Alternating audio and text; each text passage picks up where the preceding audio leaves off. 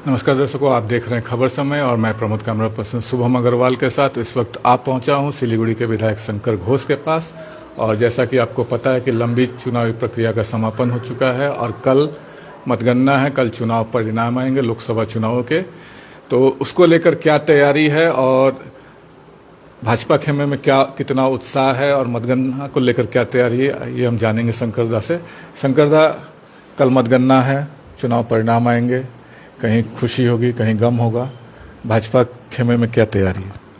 तैयारी पूरा हो चुका है, अब तो फाइनल टच है, कल रिजल्ट आएगा। और हम सभी जानते हैं कि one of the safest seat in West Bengal वो तो हमारी दार्जिलिंग सीट है। तो इसका मार्जिन कितना होगा उसके बारे में भी चर्चा है। और साथ में देश भर में ये तीसरी बार हमारी माननीय प्रधानमंत्री उन्होंने पावर में आने वाला है। तो देश के अंदर हम लोगों ने 400 पार की एक स्लोगन दिए थे। 2019 से ज़्यादा सीट इस बार हम लोग लेके आएंगे, वो कितना दूर जा सकता है ये अभी हम लोग देखेंगे।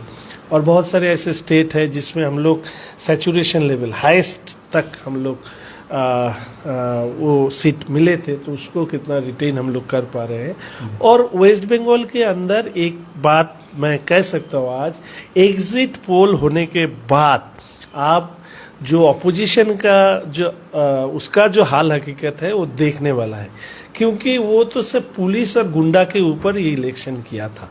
आप जब समझ में आ रहा है कि हाथ से ये बाजी निकल जा रहा है, तो ये लोग अभी कल शुभेंदुदा ने एक पोस्ट किया, तो ये अब चाह रहा है कि काउंटिंग के अंदर कुछ कर सके, कुछ झमेला या कुछ अलग तरीके से इसको डिसरप्ट करना। तो ये सब लेके भी हम लोगों का अपना जो मैकेनिज्म है वो हम लोग तैयार कर रहे हैं। पिछले चुनाव में 8 सीटों में से उत्तर बंगाल में 7 सीटों पर भाजपा जीती थी, एक पर कांग्रेस का कब्जा था दक्षिण मालदा सीट पर।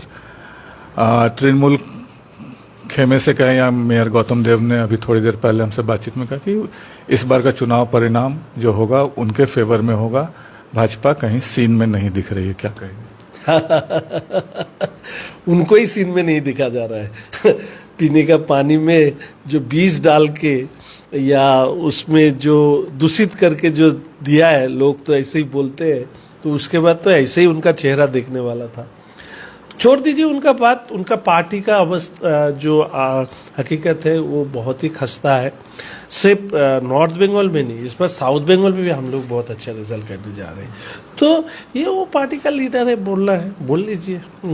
कल तो रिजल्ट परिणाम आ जाएगा, उसके बाद हम और आप वो भी इस शहर में रहेंगे, तो उस टाइम में ये बात बोलने की अवस्था में रहेगा या नहीं रहेगा तभी देखा जाएगा। उत्तर बंगाल के 7 का आंकड़ा और पश्चिम बंगाल के 18 का आंकड़ा कहाँ जाएगा इस बार के चुनाव परिणाम में? देखिए, 7 में और 1 जोड़ना था, उसमें 8.5 से 10,000 के करीब, मुझे एग्जैक्ट फिगर नहीं आ रहा है, तो वो हम लोग साउथ मालदा में हार गए थे। तो इस बार उसको भी हम लोग लाना चाहते हैं, देखते हैं 7 या 8, यही तो मामला है। 7 तो मिलेगा ही मिलेगा, उसके साथ और 1 जोड़ना है, जोड़ पाएंगे या नहीं पाएंगे यही कल का हमारे तरफ से। उत्तर बंगाल की जो सीट है उसमें एक ही पॉइंट मुद्दा है। और दूसरा बात है, नॉर्थ बंगाल में शुभेंदुदा आने के बाद पूरा साउथ बंगाल की जो सिचुएशन का जो चेंज हुआ है वो इस रिजल्ट में वो आ जाएगा। चाहे वो जंगल महल हो, चाहे वो 2 24 परगना, कोलकाता, हावड़ा इस साइड में हो, जहाँ मैंने बोला था कि डेमोग्राफी जहाँ चेंज हुआ है उसमें हम लोग इस बार इन्वेट करेंगे। क्योंकि जिस तरह से इन्फिल्ट्रेटर के साथ में ममता हाथ मिला के देश के खिलाफ काम कर रही है, उसके खिलाफ इस बार जनता जरूर आवाज देंगे। एग्जिट पोल हमने देखा है कि अमूमन सही होता है, कभी कभी डिफरेंस हो जाता है ओपिनियन में, इसकी वजह से चुनाव परिणाम कभी कभी डिफर होता है। लेकिन इस बार विपक्ष का आरोप है कि इस बार का जो एग्जिट पोल है पूरी तरह से बिका हुआ है और बायस्ड है और सत्ता पक्ष के द्वारा कराया गया एग्जिट पोल है। देखिए, इस बारे में मुझे कोई टिप्पणी नहीं करना है, मैं ऐसा ही बहुत शांत तरीके से बात करता हूँ। और वो जानता है, उसका इंडी जोटी कभी वो एक साथ में एक बात नहीं कह पाया। उसका इंडी जोट का जो पार्टी है वो एक दूसरे के खिलाफ बहुत सी जगह में कैंडिडेट दे रहा है।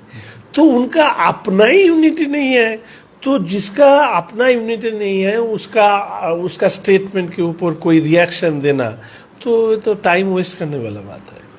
पश्चिम बंगाल में अगर अपेक्षित परिणाम नहीं आते हैं भाजपा के, तो जो जनता का निर्णय होगा, क्या भाजपा उसको स्वीकारेगी या उसके बारे में क्या राय रख?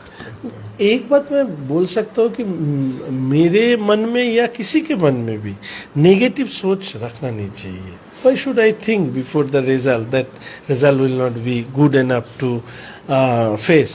हम लोग तो ऐसे ही देख रहे हैं, मैं वोट से पहले, वोट के बाद, एग्जिट पोल के बाद, हर टाइम कोई ऐसा लगा कि भाजपा का रिजल्ट खराब होने वाला है? नहीं लगा, तो हम क्यों सोचेंगे? मेरा सवाल इसलिए था क्योंकि चुनाव के पहले या मतगणना के पहले बहुत सारे दावे किए जा रहे हैं। आप भी दावा कर रहे हैं कि आप अधिक से अधिक सीटें जीतेंगे, टीएमसी का भी दावा है कि वो अधिक से अधिक जीतेगी या इंडिजोत अधिक सीटें जीतेगी, लेकिन चुनाव परिणाम आने के बाद दोषारोपण होता है कि इधर धांधली हुई, उधर ये कुछ किया गया।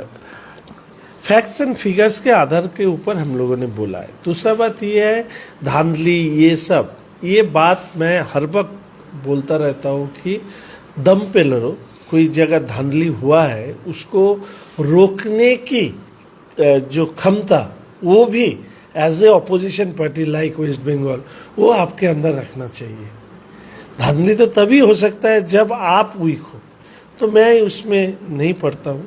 मैं सिर्फ ये चाहता हूँ कि जो भी जीते, दूसरे के तरफ उनका व्यवहार कोई इतना खराब ना हो कि लोगों की जान चला जाए, किसी का घर टूट जाए, किसी का महिला के ऊपर अत्याचार हो, ये सब बंद हो, ये मैं चाहता हूँ। कल मतगणना होगा, उसको लेकर आपकी क्या तैयारी है? क्या करने जा रहे हैं कल सारे दिन?